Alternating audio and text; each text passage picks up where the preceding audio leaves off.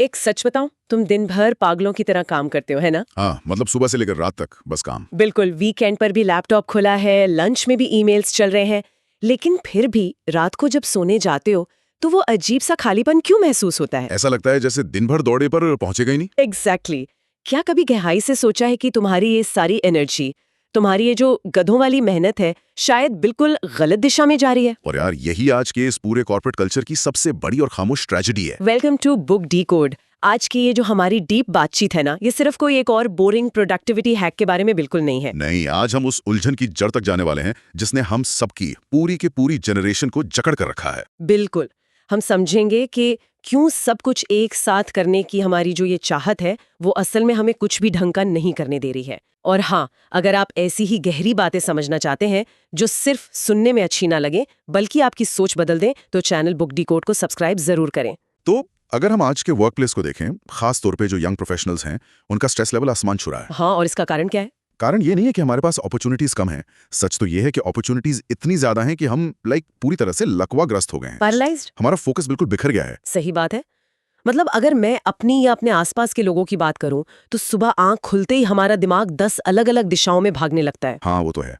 सबसे पहले फोन उठाया। एग्जैक्टली। पहले व्हाट्सएप चेक किया, फिर यार तुरंत इंस्टाग्राम के रील स्क्रॉल करने लगे। उसी बीच अचानक बॉस का कोई पुराना ईमेल याद आ जाता है और पैनिक शुरू। बिल्कुल। दिमाग में चल रहा है कि यार फिटनेस के लिए जिम भी तो जाना है, ऑफिस में प्रमोशन चाहिए तो वो नया एआई टूल भी सीखना पड़ेगा, साइड हसल करके पैसे भी कमाने। मतलब एक इंसान है और खींचने वाले 10 अलग-अलग रास्ते हैं। और इसका बायोलॉजिकल नतीजा पता है क्या होता है? दिन खत्म होते होते हम मानसिक रूप से पूरी तरह टूट चुके होते हैं। हमें लगता है कि भाई आज तो हमने पहाड़ तोड़ दिया। हाँ, बहुत बिजी थे आज। लेकिन जब आप अपनी जिंदगी की असली प्रोग्रेस का ग्राफ देखते हो ना, तो एक सीधी फ्लैट लाइन होती है। हम एक इंच भी आगे नहीं बढ़ते। दुनिया ने हमारे दिमाग में ये डाल दिया है कि बिजी रहना ही सक्सेसफुल होने की निशानी है। तो मतलब बिजी होना और प्रोडक्टिव होने में जो फर्क है वो हम भूल गए। मैंने कहीं एक बहुत अच्छी एनालॉजी पढ़ी थी, जैसे सूरज की रोशनी होती है ना। हाँ, बिल्कुल। अगर वो रोशनी ऐसे ही चारों तरफ बिखरी हुई है तो वो बस थोड़ी बहुत गर्मी देती है, लेकिन अगर आप उसी बिखरी हुई रोशनी को एक लेंस के जरिए एक ही पॉइंट पर फोकस कर दो तो वो आग लगा सकती है। एग्जैक्टली, वो कागज जला सकती है। मुझे लगता है हमारा फोकस भी ऐसा ही है। बहुत सही उदाहरण है ये। लेकिन समस्या क्या है ना, कि लोग इस बिखरे हुए फोकस को मल्टीटास्किंग का नाम देकर एक स्किल मानने लगे हैं। अच्छा, यहाँ पर मैं थोड़ा सा रियलिटी चेक देना चाहूंगी, क्योंकि सुनने में तो ये बहुत अच्छा लगता है कि हम एक ही चीज पे फोकस करें, लेकिन आज के इस कट थ्रोट कॉर्पोरेट वर्ल्ड में, जहां बॉस चाहता है कि हम एक साथ 5 प्रोजेक्ट हैंडल करें, हाँ, वो प्रेशर तो रहता ही है। अगर हम मल्टीटास्किंग नहीं करेंगे तो क्या हम रेस में पीछे नहीं छूट जाएंगे? मतलब अगर मैं 10 मिनट के अंदर स्लैक पर या किसी अर्जेंट ईमेल का रिप्लाई ना करूं, तो यार मेरा अप्रेजल खतरे में पड़ सकता है। ऐसे में ये कहना कि मल्टीटास्किंग मत करो थोड़ा सुसाइडल नहीं है? ये डर पूरी तरह से वाजिब है और मैं समझता हूँ। यही डर है जो हम सबको उस ट्रैप में फंसाए रखता है। लेकिन ना, अगर आप साइंस और डेटा को देखो तो कहानी बिल्कुल अलग है। मल्टीटास्किंग नाम की कोई स्किल होती ही नहीं है। जेट सच में बिल्कुल। जिसे हम मल्टीटास्किंग कहते हैं ना, वो असल में सिर्फ अटेंशन का डिस्ट्रैक्शन है। कैलिफोर्निया यूनिवर्सिटी की एक रिसर्चर है ग्लोरिया मार्क, उन्होंने एक बहुत ही डीप रिसर्च की थी इस पर। अच्छा, क्या निकला उसमें? रिसर्च बताती है कि जब आप किसी काम से डिस्ट्रैक्ट होते हो, मान लो आप एक बहुत ही कॉम्प्लेक्स रिपोर्ट बना रहे हो और अचानक एक ईमेल का रिप्लाई करने लगते हो, तो आपके दिमाग को वापस उस पहली वाली रिपोर्ट पर 100% फोकस करने में औसतन 23 मिनट से ज्यादा का समय लगता है। 23 मिनट? Are you serious? सिर्फ एक छोटे से ईमेल का रिप्लाई करने के लिए मेरा 23 मिनट का फोकस बर्बाद होता है? हाँ, और मनोविज्ञान में इसे अटेंशन रेजिड्यू कहते हैं। मतलब जब आप एक्सेल शीट से अचानक किसी स्लैक मैसेज पर जंप करते हो ना, तो आपका दिमाग तुरंत स्विच नहीं होता। वो पुराना वाला काम दिमाग में अटका रहता है। बिल्कुल। आपके दिमाग का एक हिस्सा अभी भी उस एक्सेल शीट के बारे में ही सोच रहा होता है। ये ठीक वैसा ही है जैसे आपके फोन के बैकग्राउंड में एक साथ 20 भारी भरकम ऐप्स चल रहे हो। फिर क्या होगा? फोन की बैटरी बहुत तेजी से ड्रेन होगी, फोन हैंग करने लगेगा, गर्म हो जाएगा। एग्जैक्टली। और यही हूबहू यही चीज हमारे दिमाग के साथ हो रही है। हम हर 5 मिनट में कॉन्टेक्ट स्विच कर रहे हैं। मतलब ये तो ऐसा हो गया ना, जैसे सोचो एक कार बनाने वाली फैक्ट्री है, मशीनें पूरी स्पीड से कारें बना रही हैं और अचानक हेड ऑफिस से कोई ऑर्डर आ जाए कि अरे रुको रुको, अगले 10 मिनट के लिए सारी मशीनें रोककर साइकिलें बनाओ। हाँ, और फिर 10 मिनट बाद वापस कार बनाओ। सोचो वो मशीनें बदलने में, टूल्स को वापस सेट करने में जो समय और ऊर्जा बर्बाद होगी, वही हमारा दिमाग दिन भर झेल रहा है। बहुत ही कमाल की एनालॉजी है ये। और मजे की बात देखो, वो जो फैक्ट्री है ना, वो दिन भर चलती रहेगी। शोर बहुत होगा, धुआं बहुत निकलेगा। मतलब आप बिजी बहुत दिखोगे। जो इंसान पूरे दिन सिर्फ अर्जेंट ईमेल्स का रिप्लाई कर रहा है, इधर उधर की रैंडम मीटिंग्स में बैठ रहा है, वो असल में कोई डीप वर्क नहीं कर रहा। वो बस रिएक्ट कर रहा है। बिल्कुल, वो दूसरों के एजेंडे पर रिएक्ट कर रहा है। वहीं दूसरी तरफ जो इंसान दिन के सिर्फ 2 या 3 घंटे बिना किसी भी डिस्ट्रैक्शन के अपनी किसी एक मुख्य स्किल पर फोकस करता है ना, लॉन्ग टर्म में वही इंडस्ट्री को लीड करता है। तो यार इसका सीधा सा मतलब ये है कि सारा खेल क्या करना है से ज्यादा इस बात का है कि क्या छोड़ना है। एग्जैक्टली। लेकिन एक बड़ा सवाल यहाँ ये आता है कि जब हमारे पास करने को 50 चीजें हैं तो हम अपनी उस वन थिंग को, उस एक मुख्य काम या कोर स्किल को पहचाने कैसे? हम कैसे तय करें कि किस चीज पर वो डीप वर्क वाला फोकस लगाना है? इसे तय करने का सबसे कारगर तरीका है कि आप अर्जेंट और इम्पोर्टेंट के बीच के उस धोखे को समझो जो हमारा ही दिमाग हमारे साथ खेलता है। अर्जेंट और इम्पोर्टेंट मतलब जो काम तुरंत करने हैं और जो जरूरी है। हाँ, देखो, हमारे दिन भर के कामों में कुछ चीजें ऐसी होती हैं जो सिर्फ अर्जेंट लगती हैं, जैसे फोन की घंटी का बजना, कोई नोटिफिकेशन पॉपअप होना या बॉस का कोई ऐसा काम जिसकी डेडलाइन आज शाम की है। हाँ, ये चीजें तो बस चिल्ला चिल्ला कर हमारा ध्यान मांगती हैं। बिल्कुल। और ये हमारे दिमाग के अमिगडाला को ट्रिगर कर देती हैं। इससे हमें एक झूठी इमरजेंसी का एहसास होता है कि अगर अभी नहीं किया तो सब खत्म। अरे वो जो नोटिफिकेशन का लाल रंग का डॉट होता है ना ऐप्स पर, वो तो जैसे मेरे दिमाग में सीधा पैनिक बटन दबा देता है। लगता है कि इसे अभी के अभी चेक करो वरना दुनिया रुक जाएगी। और हम उसी पैनिक में अपनी पूरी की पूरी ऊर्जा उन अर्जेंट कामों पर लुटा देते हैं। लेकिन आप खुद सोचो, जो चीजें लाइफ में सच में इंपॉर्टेंट है, जैसे अपनी लीडरशिप स्किल को सुधारना, कोडिंग की कोई नई और मुश्किल भाषा सीखना, अपने करियर का अगले 5 साल का रोड मैप बनाना या फिर अपनी मेंटल हेल्थ पर ध्यान देना, क्या ये चीजें कभी आप पर चिल्लाती हैं? नहीं, ये तो बहुत शांति से कोने में बैठी रहती हैं। कभी नहीं चिल्लाती। और क्योंकि वो कोई शोर नहीं मचाती, हम उन अर्जेंट कामों के शोर शराबे में इन्हें हमेशा कल पर टाल देते हैं। ये बात सच में बहुत गहरी है। मतलब महत्वपूर्ण काम कभी इमरजेंसी क्रिएट ही नहीं करते। कभी नहीं करते। और असाधारण सफलता जो है ना, वो कभी भी सिर्फ अर्जेंट काम निपटाने से नहीं आती। वो आती है अपनी उस कोर स्किल पर लगातार काम करने से। मैंने इसके बारे में एक और बात सोची थी, वो कुआं खोदने वाली कहावत याद है? हाँ बिल्कुल। अगर तुम रोज 10 अलग अलग जगह जाकर थोड़ा थोड़ा कुआं खोदोगे तो यार कहीं पानी नहीं मिलने वाला। सिर्फ गड्ढे बनेंगे। हाँ, लेकिन अगर एक ही जगह पर टिक कर पूरी गहराई तक खोदोगे तो पानी जरूर निकलेगा। अपनी कोर स्किल को मास्टर करना भी तो ऐसा ही है ना? 100% ऐसा ही है।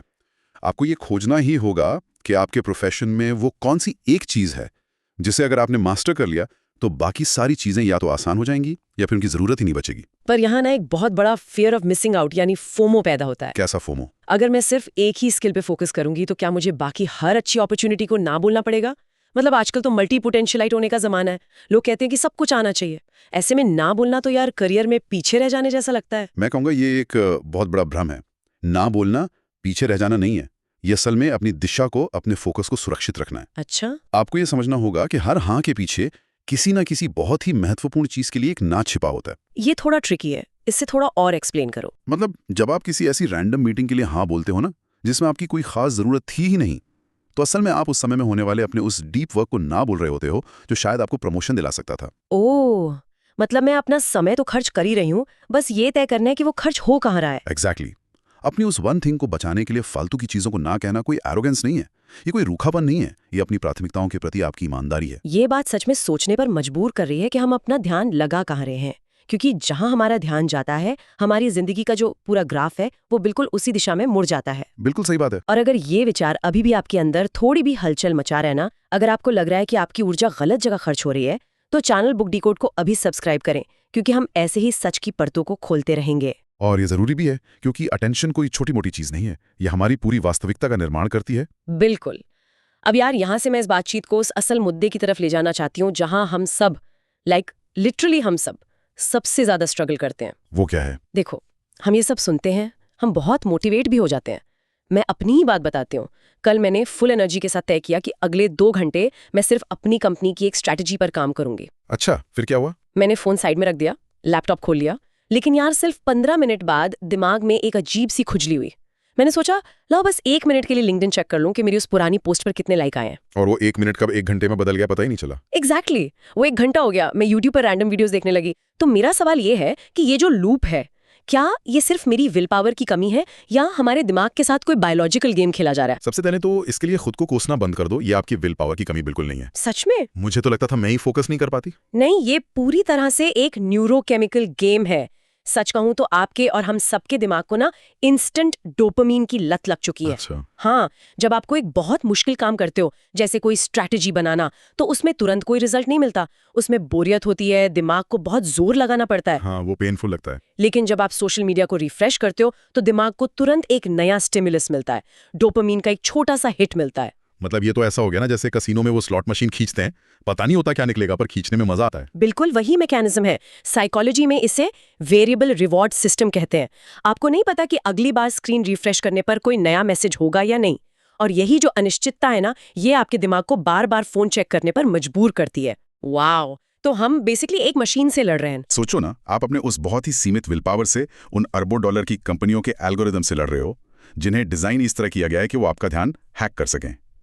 आप हारोगे ही। तो फिर यार इस चक्रव्यूह से बाहर निकलने का रास्ता क्या है? अगर मैं सिर्फ मोटिवेशन या अपनी विल पावर के भरोसे ये जंग नहीं जीत सकती, तो मैं अपनी वन थिंग पर फोकस कैसे करूं? मतलब ओपन प्लान ऑफिस होते हैं, सेकंड मॉनिटर पर स्लैक हमेशा खुला होता है, हम करें तो क्या करें? रास्ता मोटिवेशन में नहीं है, रास्ता है सिस्टम और एनवायरनमेंट डिजाइन में। Environment design? हाँ, आपको अपने विल पावर पर भरोसा करने के बजाय अपने माहौल को ही अपना विल पावर बनाना होगा।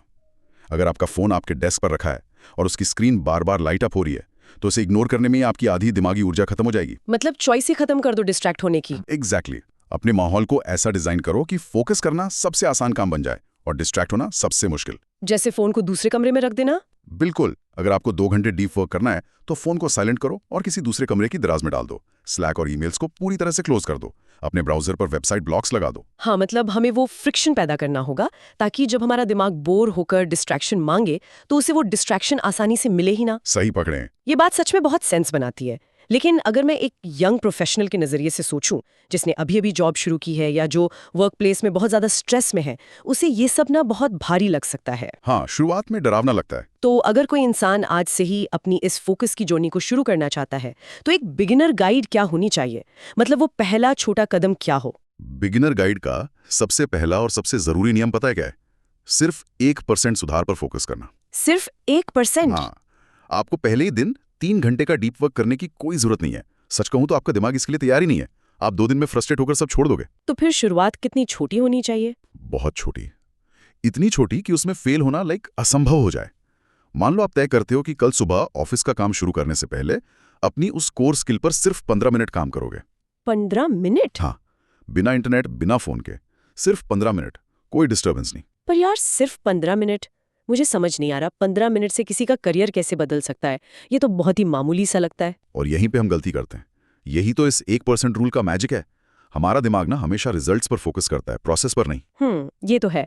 हम तुरंत आउटकम चाहते हैं। आपको 15 मिनट में कोई बहुत बड़ा रिजल्ट नहीं मिलेगा, लेकिन यहाँ हम आपका रिजल्ट बदल ही नहीं रहे, हम आपकी आइडेंटिटी बदल रहे हैं। आइडेंटिटी? वो कैसे? जब आप रोज वो 15 मिनट बिना फेल हुए अपनी उस स्किल को देते हो ना, तो आप खुद के सामने एक वोट कास्ट कर रहे होते हो। आप खुद को ये पक्का सबूत दे रहे होते हो कि मैं वो इंसान हूं जो डिस्ट्रैक्शन से ज्यादा अपने फोकस को अहमियत देता है। ओह माय गॉड, ये एक बहुत ही पावरफुल शिफ्ट है। मतलब हम सिर्फ एक आदत नहीं बना रहे, हम अपना सेल्फ इमेज ही बदल रहे हैं कि हम असल में हैं कौन। बिल्कुल। और जब ये 15 मिनट की बोरिंग कंसिस्टेंसी महीनों तक चलती है ना, तो कंपाउंड इफेक्ट अपना काम करना शुरू करता है। हाँ, वो जो ब्याज पर ब्याज लगता है। सही कहा। न्यूरोप्लास्टिसिटी के जरिए आपके दिमाग के जो वायरिंग पैटर्न्स हैं वो खुद ब खुद बदलने लगते हैं, और यहीं पर करियर में एक बहुत बड़ा बदलाव आता है। आप कंप्लेंट मोड से निकलकर क्रिएटर मोड में आ जाते हो। वेट, कंप्लेंट मोड से क्रिएटर मोड, इसे थोड़ा और डीप में एक्सप्लेन करो यार, क्योंकि मुझे लगता है कि आज 90% कॉर्पोरेट कर्मचारी इसी कंप्लेंट मोड में फंसे हुए हैं। बिल्कुल फंसे हैं। हम सब यही शिकायतें करते हैं ना, बॉस बहुत खराब है, क्लाइंट तो पागल ही है, ईमेल्स इतने सारे हैं कि जान निकल जाए। हाँ, क्योंकि कंप्लेंट मोड का मतलब है एक रिएक्टिव जिंदगी जीना। रिएक्टिव जिंदगी। और जब आपके पास अपना खुद का कोई डीप फोकस या लक्ष्य नहीं होता, तो आप हमेशा दूसरों के एजेंडे पे काम करते हो। कोई आपको ईमेल भेजता है, आप रिएक्ट करते हो। कोई डेडलाइन देता है, आप स्ट्रेस लेते हो। और क्योंकि हमारा कोई कंट्रोल ही नहीं होता, तो हम सिर्फ शिकायत कर सकते हैं। एग्जैक्टली। और क्रिएटर मोड वो अवस्था है जहां आप इंटेंशनल बन जाते हो। मतलब अपनी मर्जी से काम करना। हाँ, जब आप रोज वो 15 मिनट अपनी मर्जी से अपने किसी महत्वपूर्ण काम पर लगाते हो, तो आप दुनिया पर रिएक्ट नहीं कर रहे होते, आप कुछ क्रिएट कर रहे होते हो। क्योंकि वो 15 मिनट पूरी तरह से आपके कंट्रोल में होते हैं। ये छोटा सा कंट्रोल आपको वो मानसिक शांति और कॉन्फिडेंस देता है जो कोई नया प्रमोशन या सैलरी हाइक कभी नहीं दे सकता। वाओ, आपकी जो प्रोफेशनल आइडेंटिटी है वो एक पीड़ित लाचार कर्मचारी से बदलकर एक फोकस्ड क्रिएटर की हो जाती है। बिल्कुल। आप बस हालात के शिकार नहीं रहते। क्या बात है। ये सच में लिटरली आंखें खोलने वाला है। मतलब सफलता कोई बहुत बड़ा रहस्य या रातों रात होने वाला चमत्कार नहीं है। नहीं है। सफलता सिर्फ और सिर्फ सादगी है, सिंप्लिसिटी। और शायद थोड़ी बोरिंग भी है। बहुत बोरिंग है। सही चीज को बिना बोर हुए लंबे समय तक बार बार रिपीट करना ही असली सक्सेस है। जिस इंसान ने उस बोरिंग कंसिस्टेंसी को अपना लिया ना, उसे कोई भी एआई, कोई भी मंदी या कोई भी कॉम्पिटिटर पीछे नहीं कर सकता। तो अगर हम इस पूरी डीप चर्चा को समेटें और उस एक धागे को पकड़ें जो इन सारी बातों को आपस में जोड़ता है, तो वो धागा क्या होगा? मैं कहूंगा वो धागा है अटेंशन। ध्यान। हाँ, आज के इस डिजिटल दौर में ना, पैसा सबसे कीमती करेंसी नहीं है। आपका ध्यान, आपकी अटेंशन इस दुनिया की सबसे कीमती करेंसी है। ये बात तो है। दुनिया की हर बड़ी टेक कंपनी, हर सोशल मीडिया प्लेटफॉर्म, हर न्यूज़ चैनल सिर्फ और सिर्फ अरबों रुपए खर्च कर रहा है। किस लिए? ताकि वो आपका ध्यान चुरा सके। क्योंकि ये एक सीधा सा गणित है, जिसका आपके ध्यान पर कंट्रोल हो गया, उसका आपकी पूरी जिंदगी पर कंट्रोल हो गया। बिल्कुल सही। और ये बात सच में अंदर तक झकझोर लेने वाली है। मतलब हम अपने बैंक अकाउंट को लेकर, अपने पैसों को लेकर तो यार बहुत सतर्क रहते हैं कि एक एक रुपया कहाँ खर्च हो रहा है। हाँ, वहाँ बहुत हिसाब रखते हैं। लेकिन अपना सबसे कीमती एसेट, अपना ध्यान, हम किसी भी रैंडम नोटिफिकेशन, किसी गॉसिप या फालतू की मीटिंग को बिल्कुल मुफ्त में उठाकर दे देते हैं, बिना एक सेकंड सोचे। अगर आज की इस गहरी बातचीत ने आपको अंदर से थोड़ा भी बदला है ना, अगर आपको आज ये महसूस हुआ है कि आपकी जिंदगी सिर्फ दूसरों के ईमेल्स का रिप्लाई देने या स्ट्रेस में बैठकर कंप्लेन करने के लिए नहीं बनी है, तो प्लीज इस विचार को बस सुनकर यहीं खत्म मत होने देना। इसे एक्शन में बदलना होगा। बिल्कुल, अपने उस फोकस लाइफ को चुनने के डिसीजन को पक्का करने के लिए अभी बुक डिकोड को सब्सक्राइब करो। और सबसे जरूरी बात, कमेंट में जाकर लिखो कि तुम्हारी वो द वन थिंग क्या है। हाँ, वो बहुत जरूरी है। वो कौन सी एक कोर स्किल है जिस पर अब तुम कल से रोज बिना किसी डिस्ट्रैक्शन के सिर्फ 15 मिनट काम करने वाले हो। एक बार उसे दुनिया के सामने लिख दोगे ना, तो वो सिर्फ दिमाग में घूमने वाला एक धुंधला सा विचार नहीं रहेगा, वो तुम्हारा कमिटमेंट बन जाएगा। एकदम सही। और याद रखिए, कोई भी बड़ा बदलाव हमेशा एक बहुत ही छोटे लेकिन स्पष्ट फैसले से ही शुरू होता है। और आज जाने से पहले मैं आपके लिए एक बहुत ही गहरा विचार छोड़ के जा रही हूँ। आज रात जब सब शांत हो जाए ना, तो अकेले में बैठ के इस पर विचार जरूर कीजिएगा। अगर आज तुम खुद ये तय नहीं कर रहे हो कि तुम्हारा ध्यान कहाँ जाना चाहिए, तो यकीन मानो कोई और ये तुम्हारे लिए तय कर रहा है। कभी शांति से सोचना, तुम्हारी अपनी जिंदगी का रिमोट कंट्रोल असल में किसके हाथ में है? बहुत ही गहरा और बहुत ही जरूरी सवाल है ये। इस पर विचार जरूर कीजिएगा। अगली बार फिर मिलेंगे